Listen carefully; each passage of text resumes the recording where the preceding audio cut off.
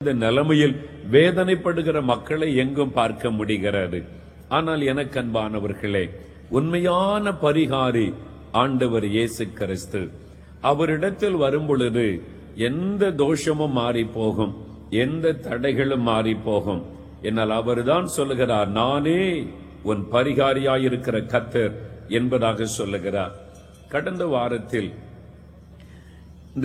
துறையில் இருக்கிறவர்களுக்காக ஒவ்வொரு மாதமும் ஒரு கூட்டத்தை நாங்கள் நடத்தி வருகிறோம். அதுதான் நம்முடைய அன்பு சகோதரர் மலேசியா வாசுதேவன் இங்கு வந்திருக்கிறார். இயேசுவை ஏற்றுக்கொண்டு, குடும்பமாக இயேசுவை ஏற்றுக்கொண்டு, அவர்தான் மெய்யான ஆண்டவர் என்று அறிந்து அவரை குடும்பமாய் இன்னைக்கு சொந்தமாக்கி கொண்டார். அப்படி அநேகர் இயேசுவை ஏற்றுக்கொண்டு ஒரு கொடுக்கிற சந்தோஷத்தை, மகிழ்ச்சியை பெற்று வருகிறதை பார்க்கிறோம். கடந்த வாரம் நடந்த கூட்டத்திற்கு வித்தியாசமான ஒரு நபர் வந்து சாட்சி சொன்னார்கள். நான் அதை கேட்டு ஆச்சரியப்பட்டு போனேன். நம்முடைய தமிழ்நாடு இந்த சட்டசபையில் முன்னாள் அமைச்சராக இருந்த டாக்டர் ராமகிருஷ்ணன் என்கிறவரும் அவருடைய மனைவியும் வந்து சாட்சி சொன்னார்கள். அவரே ஒரு மருத்துவ டாக்டர், முன்னாள் அரசாங்கத்தில் அவர் அமைச்சராக பணி செய்தவர் தமிழ்நாடு சட்டசபையில். அவருடைய மனைவி வந்து ஒரு சாட்சி சொன்னார்கள். பாருங்கள், அவள் கிறிஸ்துவ குடும்பத்தை சார்ந்தவர்கள் அல்ல. 10 வருஷமாய் அவளுக்கு குழந்தை இல்லை. அதற்காக என்னென்னவோ பிரயாசப்பட்டும் இல்லை. கடைசியில் அது தெய்வ குற்றம், அதற்கு பரிகாரம் செய்ய வேண்டும் என்று சொல்லப்பட்டதாம். ஆகவே எங்கு போனாலும் அந்த பரிகாரம் செய்வதற்காக அந்த குறிப்பிட்ட மக்கள் சொன்ன காரியத்தையே செய்ய ஓடுவார்களாம். தரையிலே விழுந்து வணங்குவது, சரீரமெல்லாம் காயப்பட்டு போகமா. அவர் ஒரு அமைச்சருடைய மனைவி என்று கூட வெட்கப்படாதபடி எந்த இடத்திலும் போய் நின்று அந்த பரிகாரம் செய்து அந்த ஆசீர்வாதத்தை பெற்றுக் கொள்வதற்காக தமிழ்நாடு முழுவதும் பல இடங்களுக்கு ஓடினார்களாம். அவள் ஒவ்வொன்றையும் சொன்னார்கள், எந்தெந்த இடத்தில் போய் எப்படியெல்லாம் நான் செய்து பார்த்தேன் என்று. அரசாங்க ஒரு அமைச்சருடைய மனைவி என்கிறபடியினால் கலெக்டரும் அந்த அரசாங்க அதிகாரிகளும் வந்து நின்று பார்த்து பரிதாபப்படுவார்களாம். எப்படியாவது அந்த ஆசீர்வாதத்தை பெற வேண்டும், ஒரு பரிகாரம் செய்தால் இந்த தோஷம் மாறி எனக்கு ஆசீர்வாதம் வரும் என்று எதிர்பார்த்தார்கள். ஆண்டுகள் கடந்தது, எல்லா இடமும் போய் பார்த்தார்கள். ஒன்றிலும் ஒரு விடுதலையும் இல்லை, ஆசீர்வாதமும் இல்லை. மனம் சோர்ந்து போனார்கள். உடனே அதை குறித்து விசாரித்த பொழுது அடுத்து சொன்னார்கள், ஜாதக தோஷம் இருக்கலாம், அதற்கு நீங்கள் பரிகாரம் செய்ய வேண்டும். அடுத்த ஒன்றை சொன்னார்கள், அதற்கு என்ன செய்ய வேண்டும் என்று கேட்டார்கள். அதையெல்லாம் செய்தார்கள். என்னென்ன பரிகாரங்களை செய்ய சொன்னார்களோ பணம் செலவு பண்ணி, நேரத்தை செலவு பண்ணி எல்லாவற்றையும் செய்தார்கள். எப்படியாவது இந்த தோஷம் மாறி எனக்கு ஒரு ஆசீர்வாதம் வர வேண்டும் என்று எங்கெங்கோ போய் பரிகாரம் செய்து பார்த்தார்கள். எல்லாம் தோல்வியில் முடிந்தது. இனி அவ்வளவுதான் என்கிற ஒரு நிலை. மனம் சோர்ந்து போனார்கள்.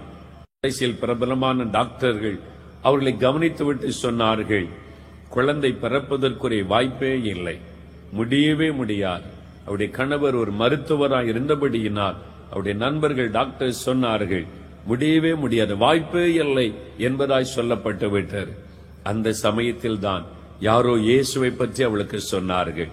அவர்தான் பரிகாரி, அவர் உங்களுக்கு அற்புதம் செய்வார் என்பதாக சொல்லப்பட்டது. பாருங்கள், ஒரு ஊழியக்காரர் வந்து அவளோடு பேசி ஜெபம் பண்ணி, இயேசு உங்களை ஆசீர்வதிக்கிறார், உற்பவ கால திட்டத்தில் கட்டாய ஒரு குழந்தையை நீங்கள் காண்பீர்கள் என்று சொல்லிவிட்டு அவர் கடந்து போனார். ஆண்டவர் இயேசுவை அவர்கள் பற்றி கொண்டார்கள். உடனே ஆண்டவர் ஆசீர்வதித்தார், ஒரு அற்புதம் செய்தார். அவளுக்கு ஒரு கற்பத்தின் கனியை ஆண்டவர் கொடுத்தார். மருத்துவர்களால் நம்பவே முடியவில்லை. இது எப்படி ஆகியிருக்க முடியும், இது எப்படி நடந்திருக்க முடியும்? மருத்துவத்தின்படி அவனுடைய சரீரத்தில் கர்ப்பத்தில் ஒரு குழந்தை உருவாக வாய்ப்பே கிடையாது, எப்படி நடந்திருக்க முடியும்? ஒரு முறைக்கு 2 முறை பரிசோதனை பண்ணிவிட்டு குழந்தைதான் என்று தெரிந்த உடன் அந்த மருத்துவர்கள் சொன்னார்கள், நீங்கள் நம்பின அந்த இயேசு வல்லமை உள்ளவர் என்று அந்த டாக்டர்கள் சொல்லி இருக்கிறார்கள். ஒரு அமைச்சருடைய மனைவி அவள் சொன்னார்கள், எந்த இடத்திலும் வந்து நான் சொல்ல ஆயத்தமாயிருக்கிறேன், என்னால் இயேசு எனக்கு இந்த அற்புதம் செய்தார் என்று சொன்னார்கள். பரிகாரம் செய்து செய்து செய்து மனம் சோர்ந்து போன நிலைமையில் இலவசமாக இயேசு அந்த ஆசீர்வாதத்தை கொடுத்தார். எனக்கு அன்பானவர்களே, இன்னைக்கு மனிதன் பரிகாரம் செய்தாவது ஆசீர்வாதத்தை பெற்றுக்கொள்ள ஓடுவதை பார்க்கிறோம். அதற்காக ஏதோ இந்த பக்கம் வைக்கிற வாசல இந்த பக்கம் திருப்பி வச்சா ஆசீர்வாதம் எல்லாம் வீட்டுக்குள்ள அப்படியே வந்து குவிந்து விடும் என்று சொல்லுகிறவர்கள் ஒரு பக்கம், உன் பெயரை இப்படி மாத்தி இந்த எழுத்துல வைத்துக் கொண்டால் எல்லாம் வந்துவிடும் என்று சொல்லக்கூடிய மக்கள். பரிகாரத்திற்காக பணம் வாங்கி கொண்டு பெயரை மாற்றுவது, வாசலை மாற்றுவது, நீங்கள் பணம் வாங்கி கொண்டு யார் எதை செய்து உங்களுக்கு பரிகாரம் செய்கிறோம் மாறிவிடும் என்று சொன்னால் ஏமாந்து போகாதிருங்கள். பணம் வாங்கி கொண்டு செய்கிற காரியம் தேவனால் வருகிற காரியம் அல்ல. தெய்வம் நம்மை நேசிக்கிற ஒரு தகப்பன். அவர் இலவசமாய் அவருடைய பிள்ளைகளை ஆசீர்வதிக்கிறவர். இலவசமாய் நமக்கு பரிகாரியாக இருந்து அற்புதம் செய்கிறவர். பிசாசுக்கு மெய்யான தெய்வத்திற்கு உள்ள வித்தியாசத்தை அறிந்து சம்பிரதாயங்களிலே, சடங்குகளிலே, பாரம்பரியங்களிலே அவர்கள் நினைத்திருந்தார்கள். தேவனுக்கு செலுத்த வேண்டிய மகிமைகள் செலுத்த முடியவில்லை. தேவ கட்டளையை கீழ்ப்படிந்து நடக்க முடியவில்லை. ஆகவே அந்த தேவாலயம் இடிக்கப்படும் என்று தீர்க்கதரிசி சொன்னபடி தீத்துராயம் காலத்திலே தரைமட்டமாக இடிக்கப்பட்டது. புதிய ஏற்பாட்டு காலத்திலே தேவன் தமது ஆலயத்தை இந்த சரீரத்திற்கு கொண்டு வருகிறார். நீங்கள் தேவனுடைய ஆலயமாயிருக்கிறீர்கள். தேவனுடைய ஆவி உங்களில் வாசமாயிருக்கிறார். இந்த சரீரமே ஆலயம் அல்லது சரீரமே ஒரு சபை. எபேசியர் 1 அதிகாரத்திலே சரீரமாகிய சபைக்கு இயேசு தலையாக இருக்கிறார் என்று வாசிக்கிறோம். ஒவ்வொரு இயேசுவை விசுவாசிக்கிற ஒவ்வொரு சரீரமும் ஒரு சபை. ஒரு குடும்பத்தின் மக்கள் இயேசுவை விசுவாசித்தால் அந்த குடும்பம் ஒரு சபை. பல குடும்பங்கள், விசுவாச குடும்பங்கள் சேருகிற பொது இடம், அது திருச்சபை. ஆகவே சபை என்பது ஒரு கட்டிடம் அல்ல, அது ஒவ்வொரு பிரித்தெடுக்கப்பட்ட விசுவாசிகளின் கூட்டம். அதுதான் சபை. ஒரு கட்டிடத்திற்கோ ஒரு ஸ்தாபனத்துக்கோ சபை என்று பெயர் அல்ல. இயேசுவின் ரத்தத்தினாலே விலைக்கு வாங்கப்பட்டிருந்தால் அது சபை என்று அழைக்கப்படும். ஆகவே இந்த கூடாரத்தை குறித்து நாம் சற்று சிந்திக்க வேண்டும். எபிரேயர் 8 அதிகாரத்திலே முதல் சிறு வசனங்களை படிக்கும் பொழுது மேற்சொல்லியவர்கள் முக்கியமான பொருள் என்னவெனில், பரலோகத்தில் உள்ள மகத்துவ ஆசனத்தின் வலது வாசத்தில் உட்கார்ந்திருக்கிறவருமாய் பரிசுத்த ஸ்தலத்திலும் மனுஷரால் அல்ல கர்த்தரால் ஸ்தாபிக்கப்பட்ட மெய்யான கூடாரத்திலும் ஆச்சாரிய ஊழியம் செய்வருமாய் இருக்கிற பிரதான ஆச்சாரியர் நமக்கு உண்டு. ஒவ்வொரு பிரதான ஆச்சாரிக்கப்படுகிறான். ஆதலால் செலுத்தும்படிக்கு ஏதோ ஒன்று இவருக்கும் அவசியம் வேண்டியதாயிருக்கிறது. பூமியில் அவர் இருப்பாரானால் ஆச்சாரியராய் இருக்க மாட்டார். ஏனெனில் நியாயப்பிரமாணத்தின்படி காணிக்கைகளை செலுத்துகிற ஆச்சாரியர்கள் இருக்கிறார்களே, இவர்கள் செய்யும் ஆராதனை பரலோகத்தில் உள்ளவைகளின் சாயலுக்கும் நிழலுக்கும் ஒத்திருக்கிறது. அப்படியே மோசே கூடாரத்தை உண்டு பண்ண போகையில் மலையிலே உனக்கு காண்பிக்கப்பட்ட மாதிரியின் படியே நீ எல்லாவற்றையும் செய்ய எச்சரிக்கையாயிரு என்று தேவன் அவனுக்கு கட்டளையிட்டார். இந்த வசனத்தை படிக்கும் பொழுது ஒன்றை கூர்ந்து நீங்கள் கவனியுங்கள். பூமியிலே ஒரு ஆச்சரிப்பு கூடாரம் உண்டாக்கப்படுவதற்கு முன்பு பரலோகத்திலே தேவன் தமது கையினாலே ஒரு ஆச்சரிப்பு கூடாரத்தை உண்டு பண்ணினார். தமது கைகளினாலே, மனுஷரால் அல்ல, கர்த்தரால் ஸ்தாபிக்கப்பட்ட மெய்யான கூடாரம் பரலோகத்தில் இருக்கிறது. அப்படியானால் பூமியில் இருக்கிற எல்லாம் பொய்யான கூடாரம். இந்த சரீரம் பொய்யான கூடாரம், நமது குடும்பம் பொய்யான கூடாரம், இங்கு இருக்கின்ற சபைகள் பொய்யான கூடாரம். மெய்யான கூடாரம் பரலோகத்திலே இருக்கிறது. ஆனால் அதன் சாயல் இங்கே இருக்க வேண்டும் என்று சொல்லுகிறார். ஏனென்றால் உமது சித்தம் பரலோகத்தில் செய்யப்படுவது போல பூமியிலேயும் செய்யப்பட வேண்டும்.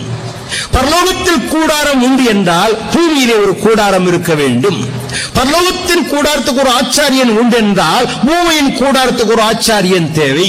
பரலோகத்தில் பூமியிலே பலிகள் செலுத்தப்படுவது உண்மையானால் பரலோகத்திலும் ஏதோ ஒரு பலி செலுத்தப்பட்டிருக்க வேண்டும். எபிரேயர் 9 அதிகாரம் 23 வசனத்தில் கூட சாயல் என்ற வார்த்தையை பார்க்கிறோம். பரலோகத்தில் உள்ளவர்களுக்கு சாயலானவைகள். 10 அதிகாரத்தின் முதல் வாக்கியத்தில் வாசிக்கிறோம், நியாயப்பிரமாணமானது வரப்போகிற நன்மைகளின் பொருளாயிராமல் அவைகளின் நிழலாய் மாத்திரம் இருக்கிறபடியினால். சாயல், நிழல் என்பதைத்தான் நம்முடைய வேதாகமம் சொல்லுகிறது.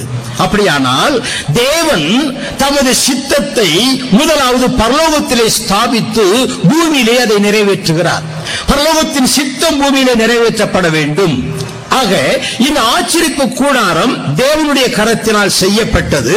மோசேக்கு மலையிலே காண்பிக்கப்பட்டது. மோசே, நான் உனக்கு காண்பிக்கப்பட்ட இந்த மாதிரியின்படி பூமியிலே நீ செய்ய எச்சரிக்கையாயிரு. மோசேயின் ஞானம் அங்கு எடுபடவில்லை.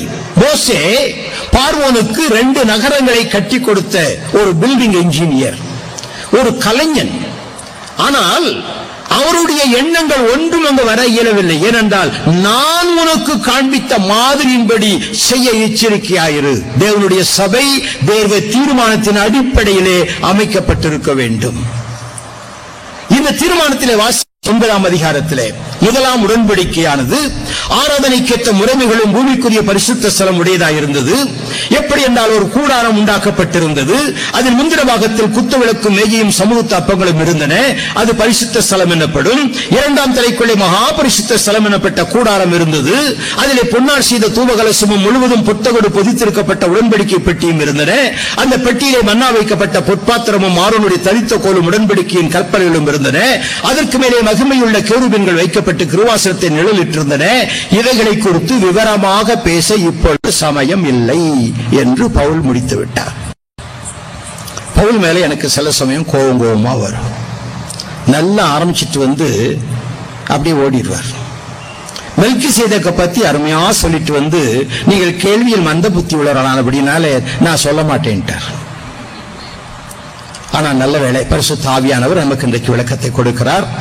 அறிய முடியாதவைகளை அறியும்படிக்கு செய்கிறவர் தூய ஆவியானவர். ஆகவே இயேசு சொன்னார், எல்லாவற்றையும் நான் உங்களுக்கு சொல்லவில்லை, ஏனென்றால் நீங்கள் தாங்க மாட்டீங்க. நான் போய் பரிசுத்த ஆவியை அனுப்புவேன். அவர் வந்து உங்களுக்கு எல்லாவற்றையும் விவரமாக சொல்லுவார். இந்த கூடாரத்தின் அமைப்பை பாருங்கள். பரலோகத்தில் உள்ள கூடாரம் எப்படி செய்யப்பட்டிருந்ததாம்? மகா பரிசுத்த ஸ்தலம் என்ற ஒன்று, அதற்குள்ளே உடன்படிக்கை பெட்டியும் பொன்னால் செய்த தூப கலசமும் இருந்தன. அதற்கு கீழே பரிசுத்த ஸ்தலம். இந்த பரிசுத்த ஸ்தலத்திலே ஒரு பக்கம் குத்துவிளக்கு, மறுபக்கம் சமூக தப்பம் வைக்கும் மேசை. இந்த பிரகாரத்தை விட்டு கீழே இறங்கி வந்தால் பலிபீடத்திற்கும் பரிசுத்த ஸ்தலத்துக்கும் இடையிலே சுத்திகரிக்கும் தண்ணீர் தொட்டி வைக்கப்பட்டிருந்தது. அதற்கு கீழே பலிபீடம், அந்த பலிபீடத்துக்கு கீழே பலி கொம்பு, அந்த பலி கொம்புக்கு நேரே வாசல். இதுதான் கூடாரத்தின் அமைப்பு. இதை நீங்க மனசுல ஒரு படம் போட்டு பார்த்தீங்கன்னா தெரியும்.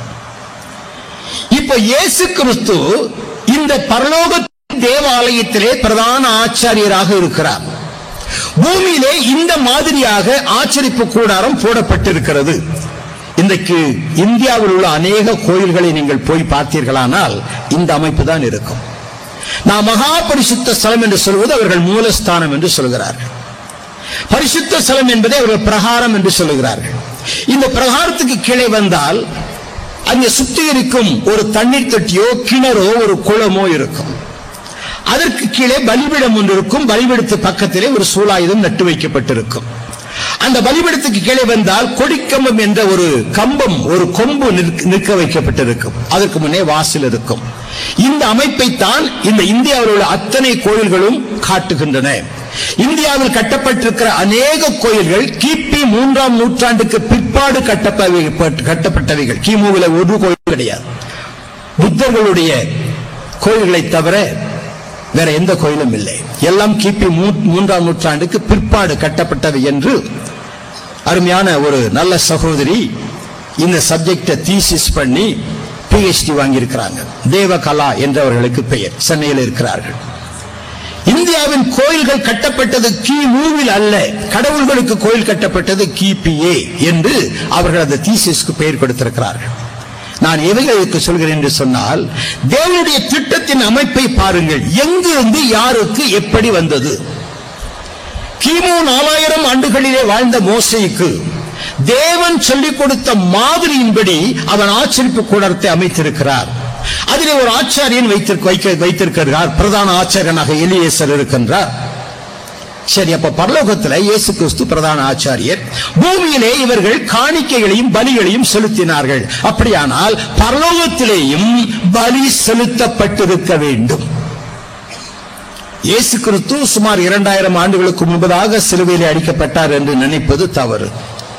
வெளிப்படுத்தின விசேஷம் 13ஆம் அதிகாரம் 8ஆம் வாக்கியத்தில் வாசிக்கிறோம், உலக தோற்றத்தின் போதே அடிக்கப்பட்ட வண்ணமான ஆட்டுக்குட்டியானவர்.